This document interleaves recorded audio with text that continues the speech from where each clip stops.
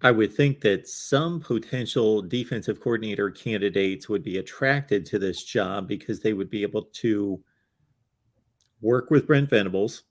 They would be able to take on a program that is struggling on that side of the ball. And so any type of improvements are going to look monumental.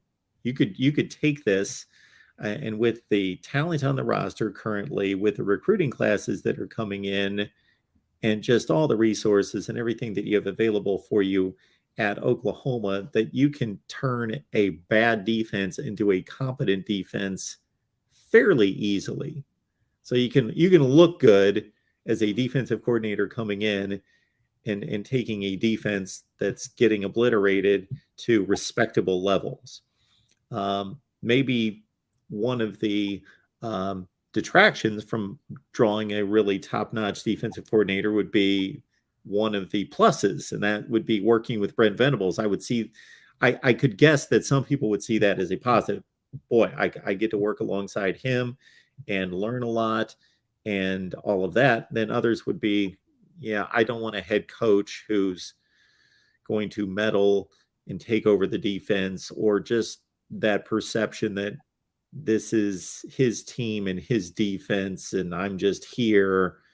So I could see that working both ways in terms of trying to fill that spot in the off season.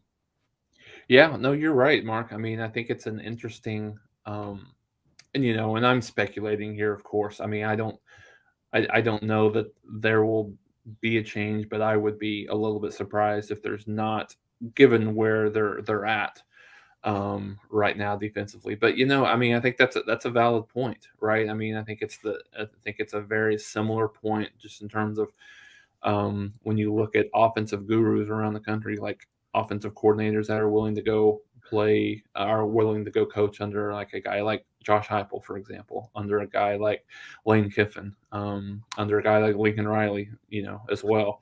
So, um, so I think that's a very interesting point. But you have to expect, and what we've seen thus far from a recruiting perspective is the recruiting has been much better, particularly on the defensive side of the ball. Um, so yeah, if they can get those, if they can get his guys in there and absolutely have a guy in there, because from a defensive coordinator that not only knows what he's doing, but to your point, works well and melds well with Venables and the staff. And the one thing that I continue to say, like, these guys didn't just all of a sudden forget how to coach defense, right? Venables has been one of the best defensive minds in the country, over the last 15, 20 years, one of the best defensive coordinators, if not the best, over the last, 5 to 7 years at Clemson.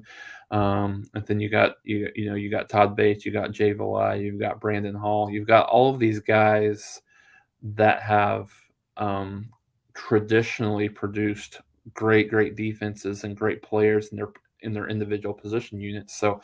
Um, and it just begs the question, and I don't know. It's not anything that we'll ever really know. I think you can surmise some things based on what you see on the field, but I don't know if we'll ever truly know. And I think honestly, it's probably a combination of a lot of things that's happening right now. Is this talent level better than giving up 47 points per game? Absolutely, they are. Now, are they a top 25 defense talent level? Maybe not, but so what does that mean? Does that mean that the players haven't bought in to what the defensive staff is telling them?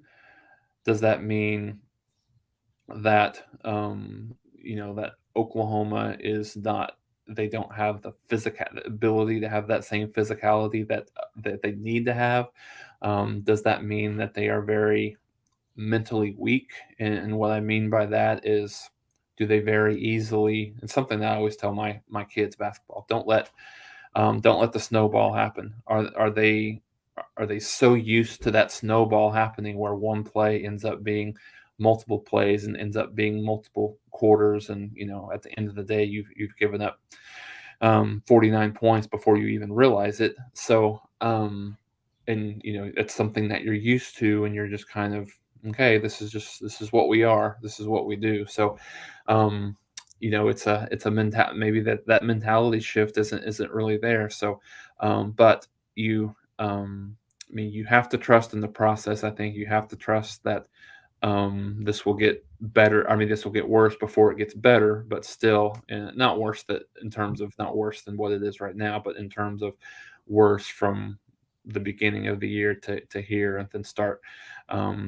getting better. I think the one thing that would be, just I think really um, positive in a lot of ways is for them to have some success defensively. They had limited success, but they had a little bit more in terms of forcing a couple of turnovers. But if they could, continue to have a little bit of success, even though it's not incredible, but if you can, you can see that success against Iowa State, and maybe that confidence starts permeating through that group a little bit. But like I said, if you go into Ames and you give up 30 plus points to a team that I don't know that has scored 30 points in a game, um, this season, just looking at, they scored 42 against Southeast Missouri State, 43 against Iowa. But other than that, they've scored in Big 12 play, they've scored 24, 11, 9, and 21.